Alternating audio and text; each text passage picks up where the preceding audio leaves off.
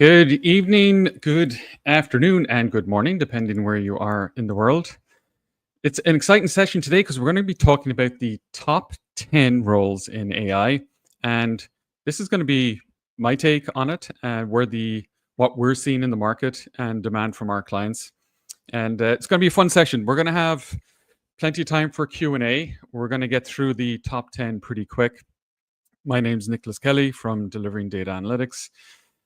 And I am looking forward to having a chat with you. If you have some questions, just drop them in the chat as we go. I'll tackle them when they come up. We don't have to wait till the end. Okay, so that being said, real quick intro.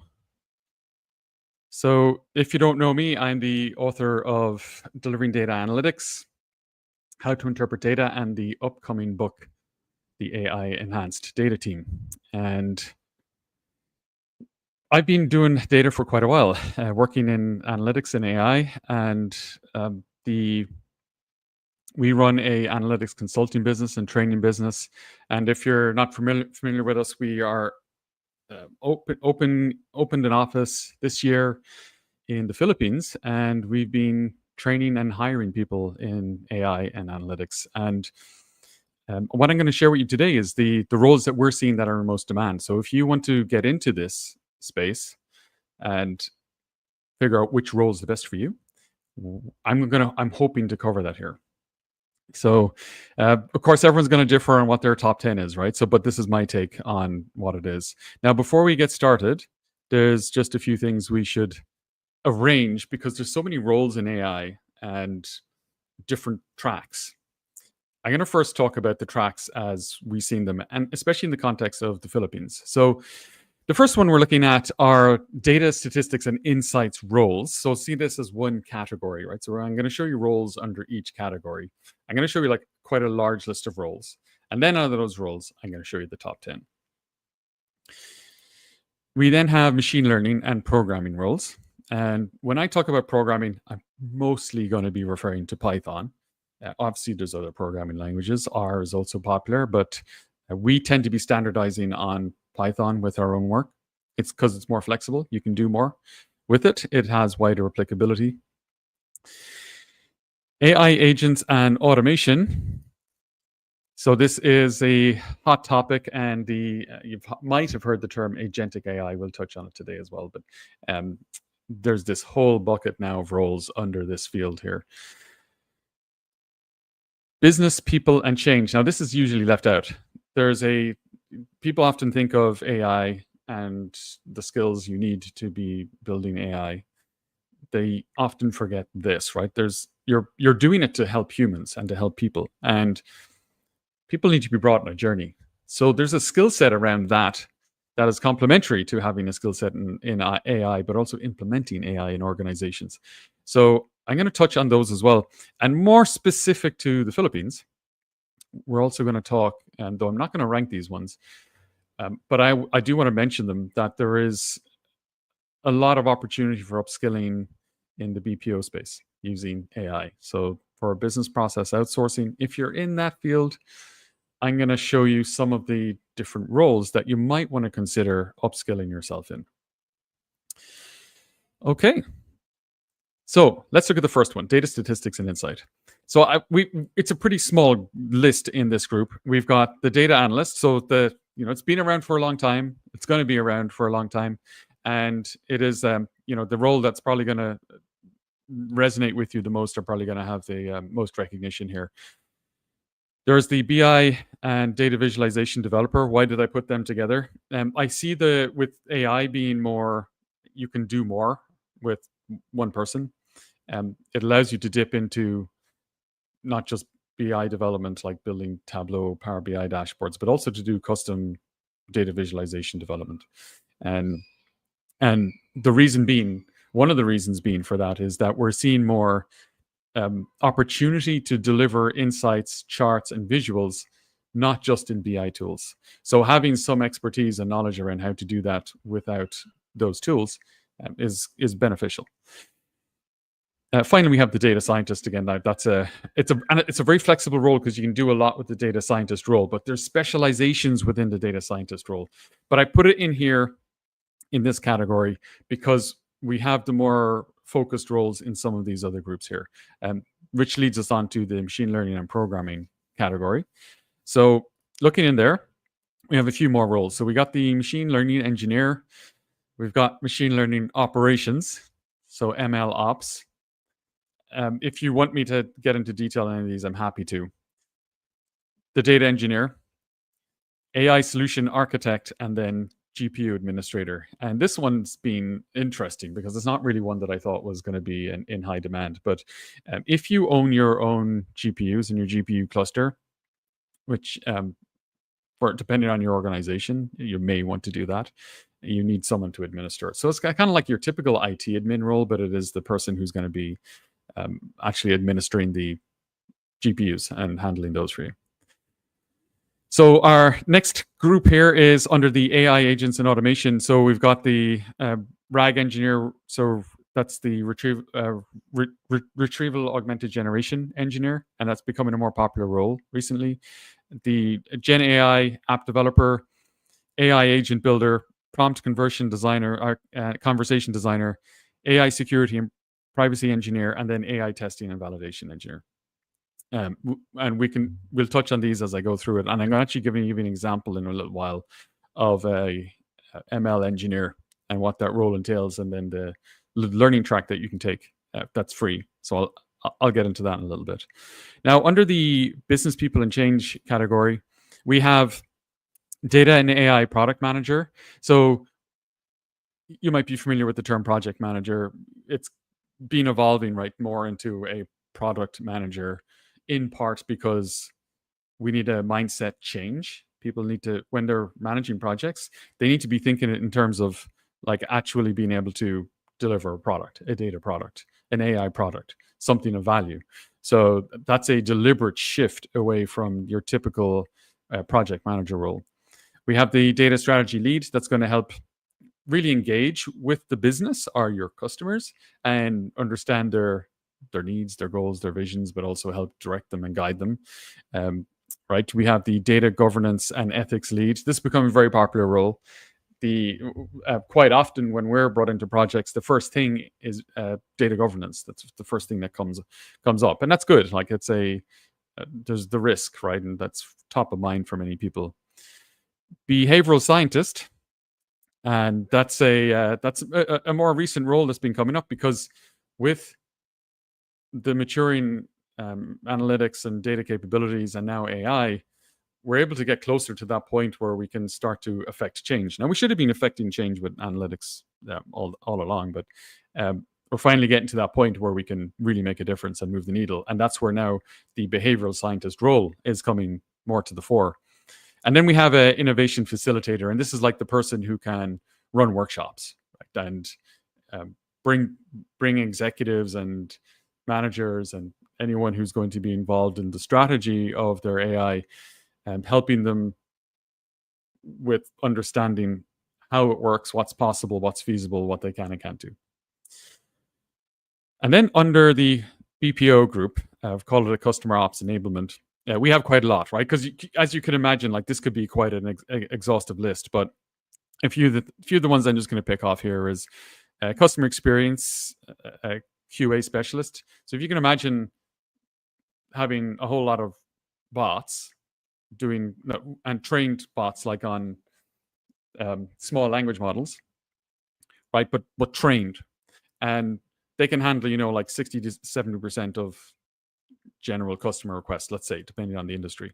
Well, you're going to need someone to oversee the quality of those responses, right? So you mightn't necessarily be be doing all the customer service, but now with AI, we need to be basically the manager of the AI agents. So that's one of those roles. I'll pick another one here, like the multilingual AI localization specialist, right? So that's another interesting role. And then social media and content manager. You can do so much more now with AI, right? So that's another role that's really evolved. So let's just jump in and start to look at the different ways that we can consider our top 10, right? So I put in the top 10 for number 10, the data analyst. It's a role that's going to be, it's going to be around for a long time. It's not really going anywhere, and it's always in demand. So that's our number 10. Going to number 9, the data and AI product manager. And this is really like the glue between the teams. So you're going to have maybe several people working on a AI analytics project. You're going to need someone that's figuring out the work streams, the tasks, the sprints, the user stories, and that's going to be your product manager. Now that's a more human facing role, less of a technical role, but it helps to have technical expertise in this role. At number 8, we have the RAG engineer. And this one's becoming, obviously, it's a very heavily AI focused role, and it is a role where we're seeing a lot more demand. Now, I will say it's probably the demand is more aspirational, at least from what we're seeing, that people feel like they should be doing retrieval augmented generation, but there's several other things they need to do before they get there. And some of those roles later on are going to reflect that.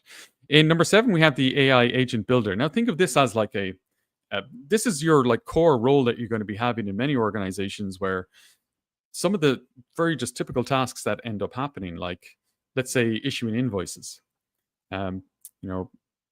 processing purchase orders, right? All the things that have a set of steps where you could either just automate or also use like an AI agent to go do those things for you. So orchestration's becoming a bigger thing. And what's interesting here is on like the BPO side, many organizations outsource that to here in the Philippines, but some are going to start augmenting it with AI. So the opportunity here is for, if you're in the BPO space, is to start doing even more with AI agents. So scale it even better for your clients, right? On to number 6, the data scientist. Now, this is such a flexible role, and they can do so much. It's like a, almost a blanket role that can do many things. But there are levels of specialization that you can have in this role. But that's always in demand, has been for many years. On number 5, we've got the data engineer, and this is really, I've rated this higher than the RAG engineer, because your data just needs to be in good shape, and you need to deal with how you're hosting it, how you're architecting it, where is it, where's it stored, and so many other things before you can do some of the more interesting things with AI. Number 4, we have the AI security and privacy engineer, and this is just a pure demand, right? This is just really what we're seeing in the space, like where there's needs for making sure there's no PII data is going out there. But quite often what ends up happening is there's like a misunderstanding of what's happening to your data, and also just a general lack of knowledge on, if you want to build a large language model, you probably shouldn't to start with. You should probably just fine tune a small language model. But often companies are thinking, okay, well, I'll outsource that to like a third party that has APIs, right? And you're potentially exposing your data that way. But another way to be looking at it is, if you can get it on a hosted, managed GPU cluster, where your data is not like going out to third parties, right? You're building basically all the things yourself, right? Or you can have a team, or you get a managed service to do that for you. There's way less risk, right? You're to a huge degree managing that risk. And so this role is important, right? So the AI security and privacy engineer to kind of cover all those bases for you. Then we've got the data governance and ethics lead. And this is like, again, one of these areas where there's just so much demand around it. And for companies to feel comfortable, they're looking at this and need some more governance. And getting on to role number 2, machine learning operations. Now think of this as this is like where the rubber hits the road, right? You're doing your machine learning, you're doing your building your models, you're maybe doing your language models, or your whatever work you're doing with AI, but you need it to be made operational. You need it to integrate with your systems. You need to get your model talking to your people. You need to have the back and forth communication, right? So that's what this role does. And there's probably no surprise then what the number one role is: the machine learning engineer.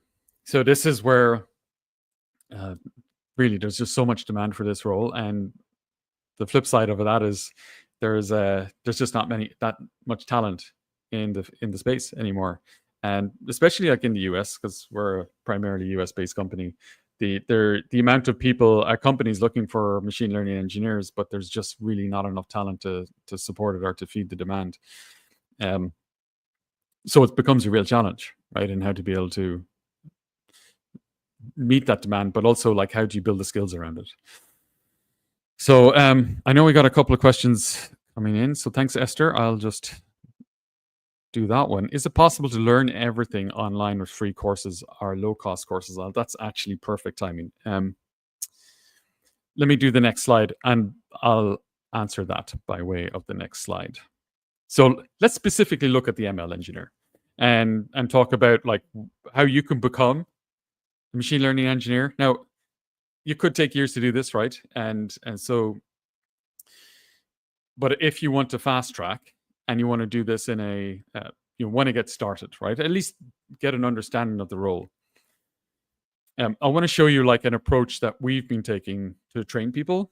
But our assumption here is when we're training people this way, and I'm going to show you the courses that we use, we expect a background in either computer science, IT, or some similar discipline, math, right? So keep that in mind, right? So I'm not necessarily talking about you've got absolutely no background in particularly like this role where I'm going to talk about the machine learning engineer.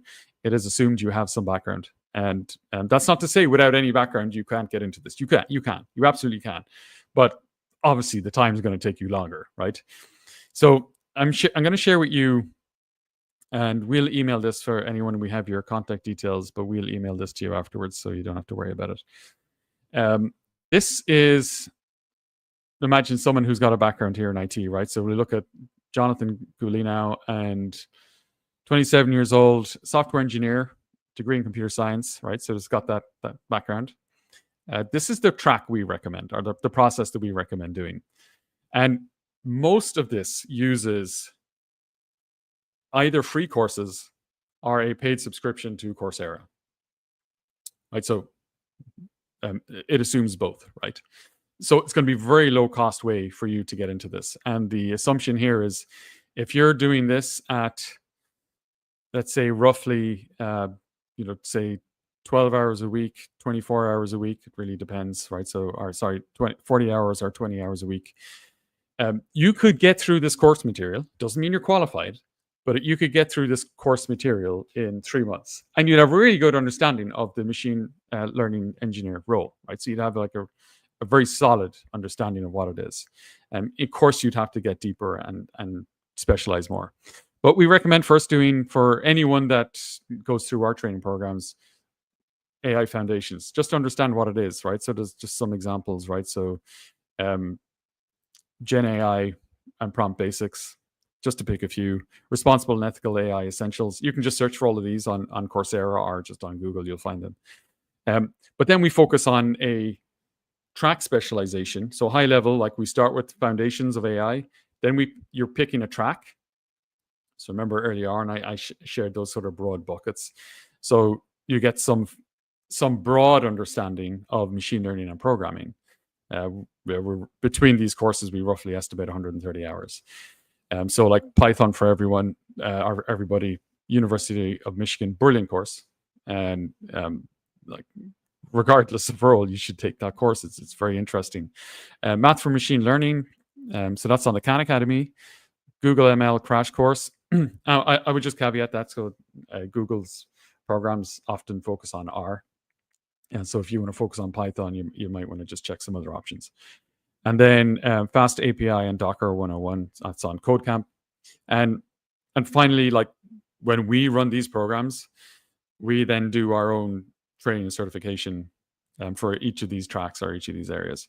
So then specializing, right? So you want to specialize in the ML engineer role, then here's the tracks that we recommend, or the courses we recommend. So Stanford has a really good machine learning specialization course. It's a bunch of courses. There's several, also deeplearning.ai, and then neural networks and deep learning, then structured ML projects, explainable AI in Python, so on and so forth. And this one ends up with like practical deep learning for coders, and then we've got another Google course as well.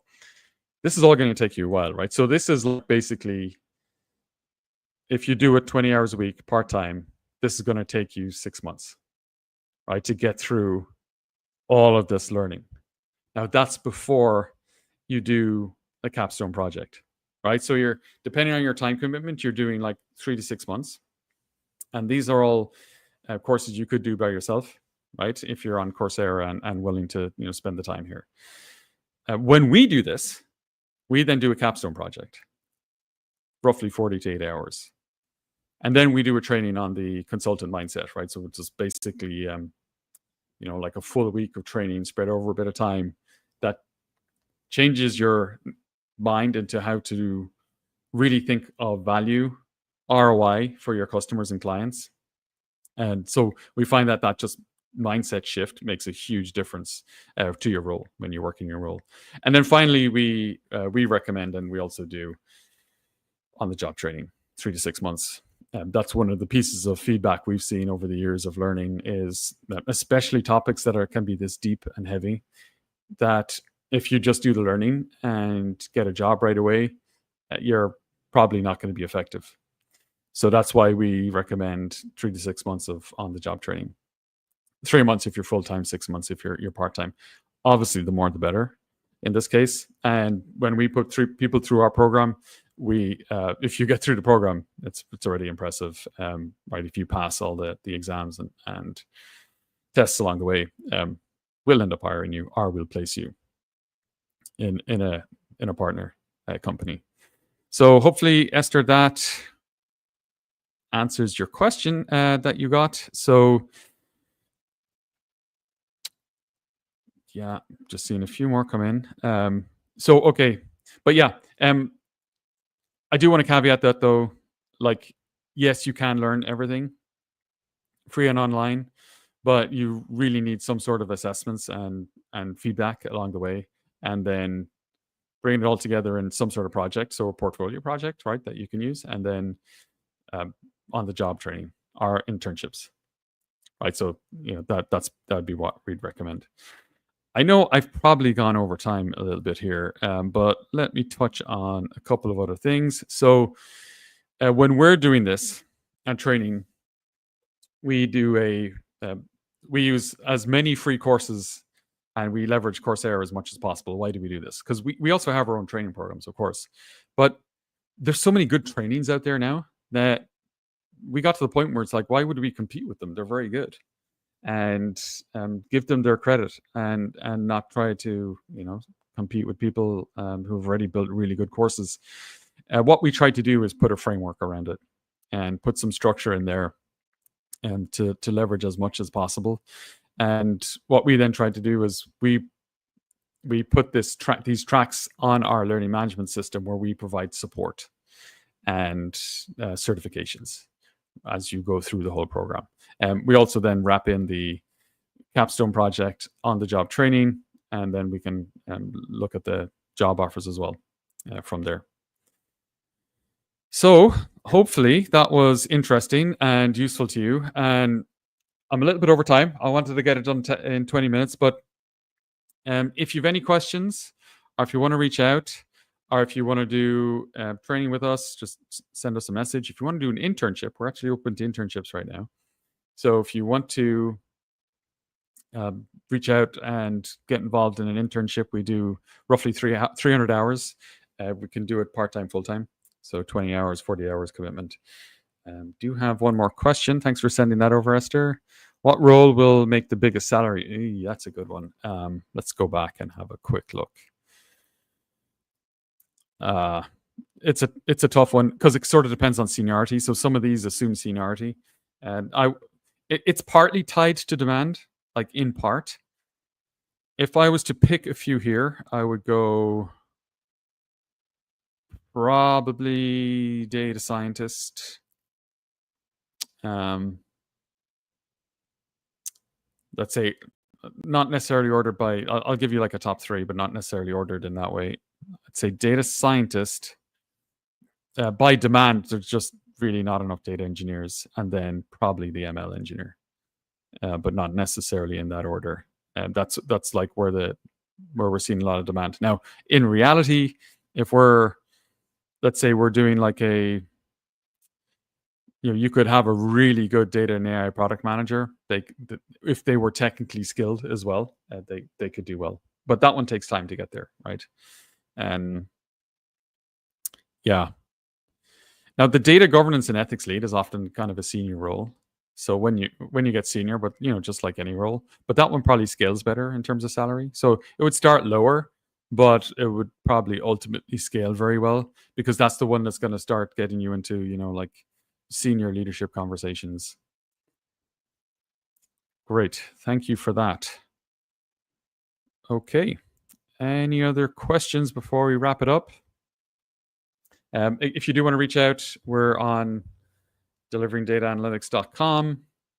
You can check us out on LinkedIn on Delivering Data Analytics Philippines, and then we're also on Facebook and a few of the other socials as well. Excellent. I'll just hang on for a couple more minutes. Does any other questions come through?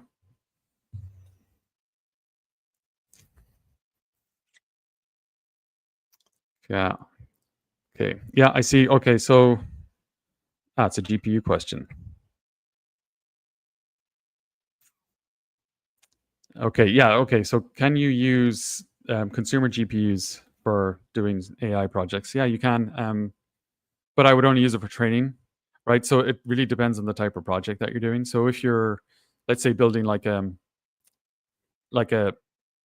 fine-tuned small language model, and you want to run it off it, I wouldn't. I would train it on it, but you would need to deploy it on the cloud somewhere, like right, so on AWS or somewhere else.